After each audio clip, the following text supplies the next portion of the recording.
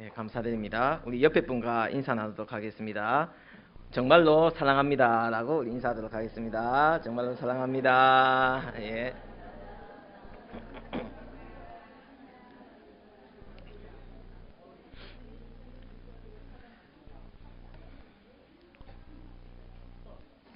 오늘 요한복음 말씀에서 보게 되면 태초에 말씀이 계셨다고 적혀져 있습니다. 소설가이자 시인인 김연수 작가라는 분이 계십니다. 그분이 쓴 시 한 구절을 보게 되면 아름다운 문장을 읽으면 우리는 어쩔 수 없이 아름다운 사람이 된다는 시의 한 구절이 있습니다. 우리가 그 내용을 계속 이제 읽다 보면 우리가 지금 좋아서 읽는 이 책들은 현재의 책들이 아니라 미래의 책이다. 우리가 읽는 문장들은 미래의 우리에게 영향을 끼친다. 그러니까 지금 읽는 이 문장이 당신의 미래를 결정할 것이다. 해서 마지막에 또 아까 말씀드린 아름다운 문장을 읽으면 당신은 어쩔 수 없이 아름다운 사람이 된다라는 이런 시를 적었습니다. 인간이 쓴 글이나 시를 통해서도 사람이 변화된다면 말씀이신 예수님과 함께 있으면 예수님을 닮아가는 자, 즉 성품과 예수님의 사랑을 닮아간다는 것은 확실한 것이라고 말할 수가 있을 것입니다. 1절을 통해서 살펴보게 되면 말씀이 살아있음을 그리고 활동하고 있음을 우리는 알 수가 있습니다. 즉 말씀 자체가 생명력이 있고 우리에게 뭔가를 소식을 전하고자 한다는 것입니다. 즉 말씀에 인격성이 있다는 것입니다. 예수님은 하나님의 뜻이자 그 자체이며 또한 하나님의 뜻을 계시하는 분이십니다. 말씀은 우리가 이 세상에 있기 전부터 계셨고 이 말씀이 바로 하나님이시라고 또한 적혀져 있습니다. 그러기에 하나님의 말씀, 이 말씀의 능력은 위대한 것이라는 것입니다. 말씀으로 이루어진 것 중에서 가장 대표적인 것 하나가 천지를 창조하신 것입니다. 그 모든 것들을 다 질서와 조화를 이룬 가장 완벽한 완성체가 되었다는 것입니다. 말씀하신 대로 다 되었고 그것이 가장 최선이자 최고가 된 것입니다. 지금도 많은 사람들이 자신의 인격의 도야라든지 좀 더 한 단계 높은 성장을 위해서 많은 지인들을 초청해서 많은 얘기를 듣곤 합니다. 아시다시피 세계적인 부자 중에서 워렌 버핏이라는 분이 계십니다. 이분의 재산이요 얼마 정도 되겠습니까? 81조라고 합니다. 그런데 이 워렌 버핏과 점심 식사를 한번 할 수 있는 그런 경매가 한번 있었다고 합니다. 즉 자기가 돈과 경비를 다 지불하면서 바로 워렌 버핏과 점심 식사를 같이 하는 그런 경매가 있었습니다. 그 점심 식사의 가격은 경매가로 쳐서 26억이 나왔습니다. 자, 그만큼 많은 경비를 워렌 버핏에게 주면서 식사를 하는 이유가 무엇이겠습니까? 워렌 버핏이 사실 1초당 버는 금액만 해도 상당할 것입니다. 그리고 그가 말하는 말 한마디 한마디가 많은 사람들에게 큰 도움이 되고 그리고 그 또한 많은 부를 축적할 수 있는 기회를 줄 수 있기 때문이라고 믿고 있기 때문입니다. 26억을 그냥 밥 한 끼에 끝낼 정도의 사람이라면 일단 26억을 투자하더라도 그 이후에 자기에게 올 투자 정보가 더 값지고 더 많다는 걸 알기에 그만큼 투자를 한다고 그렇게 한다고 합니다. 그만큼 그 워렌 버핏의 말 한마디가 가치가 있다는 것입니다. 그러기에 이 말이라는 것은 누가 하느냐에 따라서 그 가치나 위험이 달라진다는 것입니다. 말 한마디의 위력은 정말 대단하다는 것을 우리는 누구나 다 알고 있을 것입니다. 그래서 우리의 입에서 나오는 이 세치의 혀로서 뱉어진 이 말은, 이 한마디의 말은 인품을 돋보이기도 하고 성공으로 이끄는 지름길이라고 말할 수도 있고, 인격과 자존심과 그리고 건드는 말 한마디에 상대방의 폭력을 불러일으킬 수도 있는 말이고, 또한 상대를 무시하는 말 한마디는 뼈저린 후회를 줄 수도 있는 그런 말이 바로 우리 입에서 나오는 말입니다. 하지만 그 세치의 혀로 사람을 죽일 수도 있지만, 그 세치의 혀로 작은 배려의 말 한마디는 용기를 주는 그 기회가 될 수도 있고, 진실이 담긴 말 한마디는 믿음을 주게 됩니다. 대통령의 말에 권세가 있는 것은 말 그대로 대통령이기 때문입니다. 대통령이라는 그 직위가 바로 그 말에 힘을 주게 되어져 있습니다. 문재인 대통령이 처음으로 정치를 시작하기 위하여서 길거리로 나와서 그 지역 주민들과 만나며 인사하며 악수하는 장면을 TV에서 한번 본 적이 있었습니다. 그때는 문재인 대통령이 아니었죠. 근데 이제 문재인 대통령이 그때 이제 만나는 사람마다 완전 90도로 꾸벅 인사를 하면서 악수를 막 하는 것을 봤는데, 만나는 사람마다 다 대면했습니다. 처음 보는 사람이고 누구지 했지만, 나중에 그 악수했던 사람들은 그때를 회상하면서 내 그때 문재인 대통령하고 악수했다는 그 기억을 잊지 못할 것입니다. 그런데 사람이 말하는 그 위치에 따라서 말의 권세가 달라지지만, 바로 그 말의 권위라는 것은 그 위치가 없어지거나 달라지게 되면 바로 사라지고 한계가 있다는 것입니다. 사실 예수님은 자신의 권위가 분명하게 있었지만 그 권위를 사용하지 않으셨습니다. 왕이신 예수님은 마구간에서 태어나 말 구유에 뉘어진 작고 연약한 아기로서 이 땅에 오셨습니다. 그의 위치가 예수님을 높이신 것이 아니라 바로 예수님이 말씀으로 그 권위와 위엄으로 지금까지 이어지고 있는 것입니다. 그리고 그 말씀에는 지금도 살아계셔서 활동하고 계시다는 것입니다. 하나님이시자 곧 말씀이신 예수 그리스도를 통해 그 말씀을 우리에게 바로 보여주셨다는 것입니다. 예수님이 전하시는 말씀을 통해 우리는 구원이라는 가장 값진 은혜를 받게 된 것입니다. 이때 우리가 알아야 할 점은 같은 말을 해도 받아들이는 것이 다 다르다는 것입니다. 그러기에 상처도 줄 수 있다는 것입니다. 어떤 사람이 친한 친구들을 이렇게 초대를 했습니다. 4명을 초대했는데, 근데 3친구만 우선 도착을 했습니다. 그러더니 그 사람이 막 이런 얘기를 했습니다. 와야 될 친구가 오지 않았구만, 이런 얘기를 했습니다. 그런데 그 말을 들은 한 친구가 화를 내면서, 그러면 나는 오지 말아야 될 친구인가 하면서 화를 내면서 나가버렸습니다. 그러자 당황한 그는 어이구, 가지 말아야 될 친구가 가고 말았네 하면서 또 그런 말을 하니까, 또 남아있던 한 친구가 그러면 나는 가야 될 친구인가 하면서 또 그 자리를 떠나고 말았습니다. 마지막 남은 친구가 마음을 가다듬고, 이복의 친구, 말을 항상 조심해야지 라고 충고를 해주었습니다.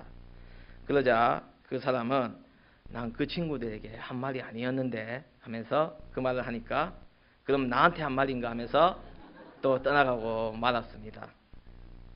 결국 친구들은 다 떠나가고 말았습니다. 이 대화를 살펴보면 말의 실수도 나오고 받아들이는 해석도 다 다르다는 것을 알 수가 있습니다. 즉, 사람의 말에는 한계가 있다는 것입니다. 또한 받아들이는 해석의 차이도 있다는 것입니다. 하지만 우리 예수님의 말씀은 언제나 변함없고 1.1획도 틀린 것이 없고 실수가 없습니다. 말씀이신 예수님은 또한 행동으로서 직접 우리에게 보여주셨기 때문입니다. 그러기에 입으로 말씀하신 것만 말씀이 아니라 그 모습, 행동 하나하나가 다 우리들에게 말씀해 주신 것입니다.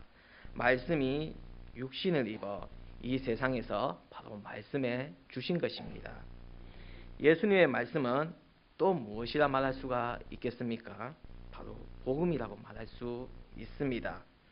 예수님이 말씀하시는 것이 바로 복된 소식이고, 이 말씀이 태초부터 있었다는 것은 이 세상뿐만 아니라 하나님을 통해 지음받은 우리 역시 바로 복된 소식이라는 것입니다.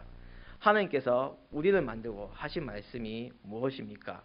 심히 좋았다고 했습니다. 그냥 좋은 것도 아니고 베리 굿이라고 했습니다. 하나님께서 직접 그렇게 말씀하셨다면 이것보다 더 기쁜 일이 어디 있겠습니까? 바로 말씀으로 우리를 언제나 사랑하고 계시고 말씀으로 우리의 삶을 이미 이끄시고 나가신다는 것입니다. 그래서 우리는 온전히 말씀이신 예수 그리스도를 따르고 그 말씀대로 살면 그 자체가 복임을 우리는 분명하게 명심해야 된다는 것입니다. 오늘 말씀처럼 말씀이 육신이 되었습니다. 예수님은 단순히 하나님의 말씀을 전해주고 간 것이 아니었습니다.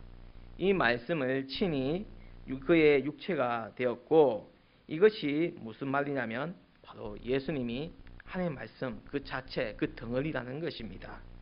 다시 말하면 예수님 자신이 말씀이자 오늘 본문 요한 1장 1절에서 나타내셨듯이 말씀하고 계시듯이 태초에 말씀이 계셨고, 예수님은 태초부터 계셨고, 이후 요한 1장 14절에는 말씀이 육신이 되어 우리 가운데 거하셔서 그 영광을 보니 아버지의 독생자의 영광이자 은혜와 진리가 충만하다고 말씀하고 있듯이 바로 그 자체임을 우리에게 분명하게 선포하고 계신 것입니다. 그래서 우리는 예수님을 올곧게 따를 때, 말씀을 올곧게 믿고 나갈 때 예수님을 의지하고 더욱더 굳건하게 서 나갈 수가 있게 되는 것입니다. 이 세상에서 제일 무서운 사람이 누구라고 말할 수가 있겠습니까? 그 사람은 바로 자기가 한 말을 꼭 지키는 사람이라 말할 수가 있을 것입니다. 공포 때문에 무서움을 느끼는 것이 아니라 자신의 말한 것을 지킴으로써 그 지킴을 통하여서 두려움이나 놀라움을 느낀 만큼 대단함을 느끼기 때문에 그 사람에게 무서움을 느낍니다. 예수님은 말씀을 하셨을 뿐만 아니라 스스로 그 말씀을 지키신 분이십니다. 이미 구약에서 그렇게 하실 것이라고 먼저 말씀하셨고, 이후 신약에서는 분명하게 그 뜻을 이루셨습니다. 바로 그것이 바로 예수님이시라는 것입니다. 말만 하는 사람 보고 사람들은 너무 말이 많다고 그렇게 합니다. 왜 그렇게 그런 말을 하냐면, 특히 우리가 운동 경기나 축구 경기 같은 것을 보게 되면 막 우리 편 선수가 상대 나라 골대에서 바로 코앞에 골대가 있는데 살짝만 탁 차면 골이 들어갈 것 같은데, 축구 선수 빵 찼는데 공이 하늘에 솟아버리면 막 안타까운 소리입니다. 하면서 막 이렇게 합니다. 저렇게 탄식을 합니다. 저렇게 하면 안 되는데, 저렇게 웬다 이렇게 말을 하면, 그럼 운동선수는 뭐라고 할까요? 그 축구선수는 네가 해봐라 이런 식으로 말할 것입니다. 만약 예수님께서 말씀만 하시고 그냥 그렇게 가셨더라면 우리가 이렇게까지 예수님을 따르지 않아도 될 것입니다. 하지만 우리 예수님은요, 말씀으로 그친 것이 아니라 그 말씀을 실제로 나타내셔서 행동하셔서 우리에게 본이 되어 주셨고, 이 말씀 그대로 실천하셔서 바로 우리에게 순종을 또한 나타내셨다는 것입니다. 바로 예수님도 하나님의 앞에서 순종하였고 이렇게 살아가는 것을 우리에게 분명히 보여주셨습니다. 우리가 예수님의 말씀에 순종하지 않는다면 우리가 항상 보는 읽는 이 말씀이 우리에게는 아무 의미가 없다는 것입니다. 예수님이 전한 말씀이 왜 복음이라고 말할 수가 있을 것입니까? 한마디로 이리 보아도 저리 보아도 전혀 소망이 없는 구제불능과 같은 우리들을 바로 이는 우리들에게 희망을 주셨기 때문입니다. 특히 우리 이 대한민국이라는 나라는요, 많은 정말 외부에 억압을 많이 받고 살았습니다. 어렸을 때 우리나라는 뭐 보통 국사 시간이나 역사 시간을 보게 되면 동방예의지국이라고 그렇게 많이 불렸지 않습니까? 그래서 우리나라는 참으로 순수한 민족이다. 외세에는 엄청나게 침략을 했지만 우리나라는 한 번도 쳐들어간 적이 없다. 얼마나 예의 바른 민족이고 이렇게 했지만 나중에 커서 둘러서 생각을 해보니까 이것을 생각해보면 우리나라는 힘이 없고 약한 나라였다는 것입니다. 그러기에 많은 억압을 많이 받고 살았습니다. 그러기에 우리나라 말에는요, 알게 모르게 그는 한이라든지 그런 아픔들을요, 다른 물체에 글을 넣거나 말을 넣은 것이 많습니다. 생활에도 여유가 없었던 터라 특히 그 밤에 피는 달맞이 꽃이라고 있습니다. 근데 이것은 이제 시간이 지나서 현대어로 달맞이 꽃이라고 바뀌었는데 원래 토속어로는 이 꽃의 이름이 도둑놈꽃이라고 합니다. 그 이유가 모두 다 잠든 밤에 꽃이 피니까 아무래도 좀 수상해서 도둑놈이 아니겠느냐 하면서 이런 것을 갖다 붙였다는 것입니다.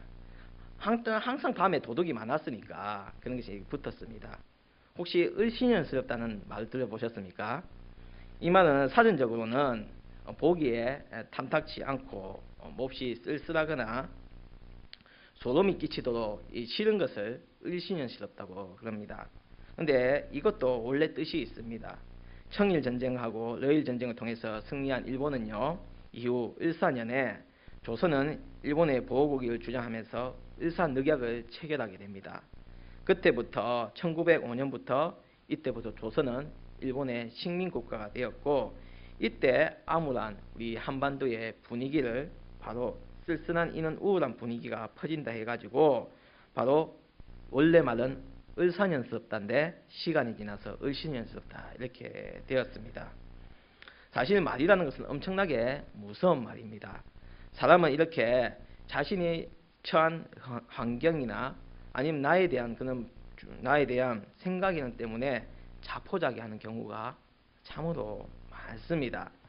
그래야 하기 때문에 내가 어떻게 나아가야 될지를 모르고 방황할 때도 참으로 많습니다. 그렇게 우리가 나아갈 길을 잃어버린 경우도 참으로 많았습니다. 하지만 그 길을 우리 주님께서 내어주셨다는 것입니다. 귀신 들린 아이의 부모에게 예수님께서 말씀하셨습니다. 무슨 말이냐? 할 수 있거든이 무슨 말이냐? 믿는 자에게는 능치 못한 일이 없다라고 예수님은 분명히 말씀하셨습니다. 망설이는 자에게 구하라고 그랬고 그럼 너에게 주실 거라 그랬고 찾으라 그랬고 그러면 찾을 거라 그랬고 문을 두드리면 열릴 것이라고 분명하게 말씀하셔서 우리에게 바로 희망을 보여주셨다는 것입니다. 이제 우리에게는 하나님의 자녀로서의 권세를 가지고 있는 것입니다. 그러기에 우리는 세상 앞에서 기죽을 필요가 없다는 것입니다. 그 무엇에도 낙심할 필요가 없다는 것입니다. 이제 저와 성도 여러분은 하나님 주신 권세로서 이 세상에서 당당하게 어깨 펴고 살아갈 수 있다는 것입니다. 그러기에 우리는 하나님의 말씀을 의지해야 될 것은 물론이고 바로 하나님의 말씀을 전파하는 자가 되어야 된다는 것입니다. 제가 또 조사를 좀 해봤는데 우리나라에 방송국이 한 몇 개 정도 있겠습니까? 다 쳐서 한 약 62개 정도 있다고 합니다. 방송국이. 그런데 뭐 위성 방송이라든지 뭐 케이블이라든지 뭐 인터넷 개인 방송을 치면 훨씬 더 많겠죠. 그래서 지금도 수많은 영상과 매체들이 쏟아져 나오고 있습니다. 정보의 홍수 속에 살고 있고 저희들은 더욱더 빠르고 정확하게 정보를 받고 살아가고 있습니다. 그 중에서 정보가 제일 빨리 퍼지는 방송이 있는데 혹시 그 방송이 무슨 방송인지 아십니까? 카더라는 방송이에요. 카더라 방송. 예, 뭐 카더라 하면서 그런 카더라 방송입니다. 근거가 부족한데 그냥 소문인 뿐인데 뜬 소문인 뿐이고 들은 소문인데 그런 소문을 의도적으로 퍼뜨리는 사람들이 엄청나게 빨리 퍼진다는 것입니다. 그래서 야야 누가 응다 카더라 하면서 하면 여기서 딱 한마디인데 벌써 저기서 100사람이 다 아는 그런 카더라 방송이 제일 빠른 방송이라고 합니다. 야 너만 알고 있어라. 이 얘기 하지 말라고 했는데 그래도 닌 알고 있어야 되겠다 하면서 너도 알고 있어야 될 것 같으면서 막 얘기를 합니다. 누구는 어땠더라 하면서 안 좋은 일들을 일부러 들추어가면서 그렇게 얘기를 하는 경우가 많습니다. 우리 예수님은요 카더라 방송을 하지 않았습니다. 누군가를 상처 주고 깎아내리는 그런 말씀이 아닌 사람을 살리는 말씀을 하셨습니다. 우리도 바로 그런 자가 되어야 될 것입니다.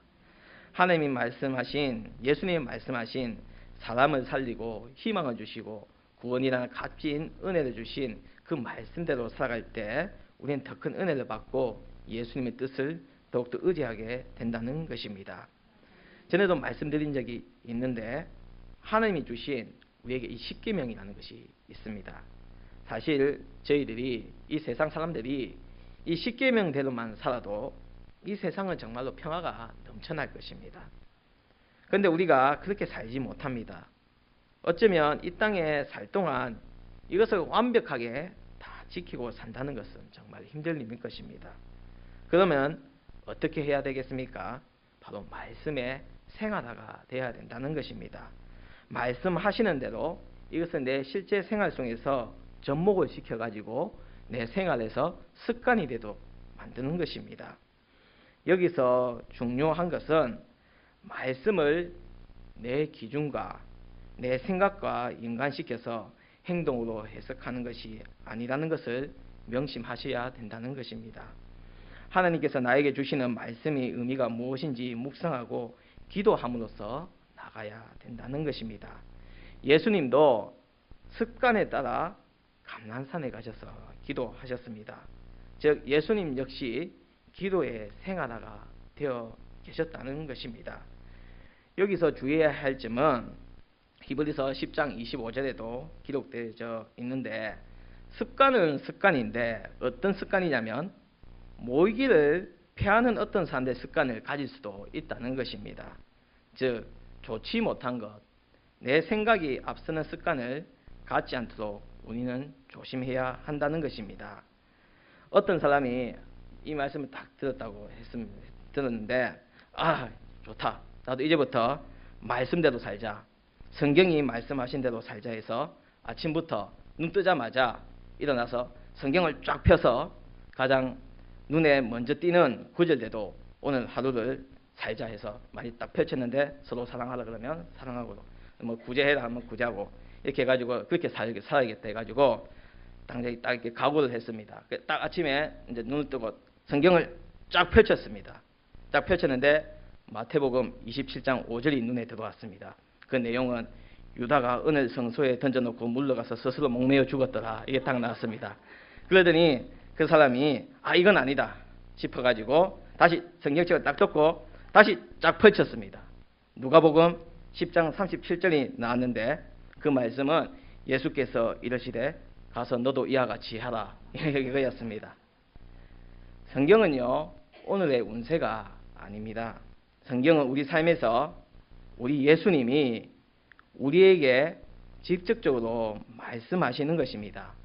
말씀하신 예수님이 우리의 삶 가운데서 끊임없이 말씀하고 계시다는 것이며 믿음으로 행동하며 감사함으로 순종하는 삶을 살아라고 바로 이 말씀을 주신 것입니다. 그래서 우리가 해야 될 일이 있습니다. 우선은 들으시기 바랍니다. 말씀을 들으시기 바랍니다. 우리는 예수님이 말씀하실 때 능력이 있음을 믿고 귀 기울여 듣는 자가 되어야 됩니다. 신명기 6장 4절에 이스라엘아 들으라 우리 하나님 여호와는 오직 유일한 여호와이시니라고 되어져 있습니다. 근데 이 말씀을요 원어로 살펴보면 쉐마 이스라엘이라고 되어 있습니다. 즉 쉐마라는 뜻은요 들으라는 뜻인데 들으라 이스라엘아 이렇게 되어져 있다는 것입니다. 그러니까 듣는 데서 하나님의 역사가 시작이 된다는 것입니다. 내가 먼저 하나님께 구하는 것도 의미가 있고 중요한 일이겠지만 하나님의 음성을 먼저 듣고 행동하시며 그것을 믿음으로 받아들이시길 바랍니다. 그때 하나님께서는 우리를 변화시켜 주시며 더욱더 의미 있는 자로 세워주신다는 것입니다. 그래서 예수님이 직접 말씀하게 하시고 예수의 말씀에 능력이 있음을 믿고 우리가 그것을 아멘으로 화답하고 더 큰 능력이 있음을 믿고 나가는 우리 성도님 되시길 바랍니다. 두 번째는 읽으시기 바랍니다. 그것도 소리 내어서 읽으시기 바랍니다. 한 예를 듣고 말씀을 마치고자 합니다. 오래된 이야기인데 수감 생활을 통하여서 만두가게 사장님이 된 이야기입니다.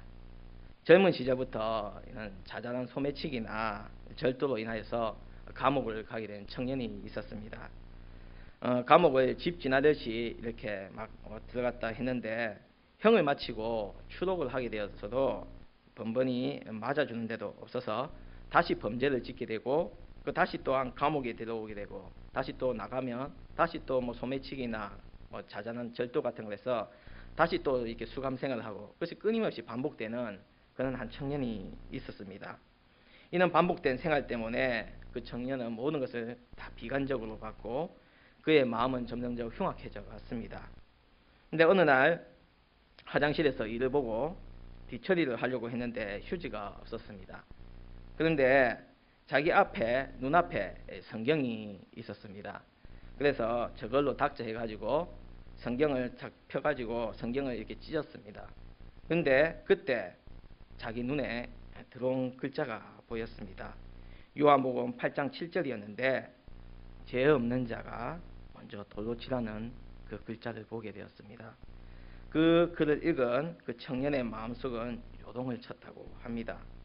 나만 죄 있는 줄 알았는데 감옥에 갇힌 자들만 죄인인 줄 알았는데 이 구절을 읽은 이 사람은 그 자리에서 자기가 찢은 그 성경을 다 읽었고 이후에 계속 성경을 읽고 일독, 이독 이렇게 계속 해나갔다 합니다. 그는 그 이후 방에 있는 사람들에게나 간수들에게나 놀랄 정도로 변하기 시작했고 이후 모범수로 나오게 되었습니다. 여전히 세상은 그를 반겨주거나 맞이해주지 않았지만 그는 실망하지 않고 노력해서 만두를 빚는 그는 기술을 가지게 되었고 자신이 있었던 수용소 앞에 조그만 만두 가게를 차리게 되었습니다. 그 이후 출소하는 자들에게 만두를 나누어 주면서 전도도 했고 일자리를 주선해 주기도 했습니다. 이러한 사연들이 매스컴을 타기 시작했고 이러한 모습에 감동한 한 여성이 그 만두 가게에 직접 찾아왔고 그 사람은 그 여성과 결혼해가지고 지금도 만두 가게를 하고 있다고 합니다. 하나님의 말씀은 어디서 어떻게 역사할 줄 모릅니다. 무심코 읽은 말씀에서도 강력하게 성령님이 임재하셔서 변화시켜 주신다는 것입니다. 말씀은 단순한 글자의 차원을 넘어선 능력과 생명임을 우리는 알고 나가야 합니다. 바로 말씀이신 예수님을 사랑하시고 그 말씀이 나를 변화시키고 온전히 우리의 삶에 벅찬 감동으로 다가와 줄 줄 믿습니다. 말씀을 사모하시며 말씀을 읽으심을 통하여서 언제나 주님 앞에 감사함으로 나가시는 우리 새벽교회 성도 되시길 바랍니다. 기도드리겠습니다.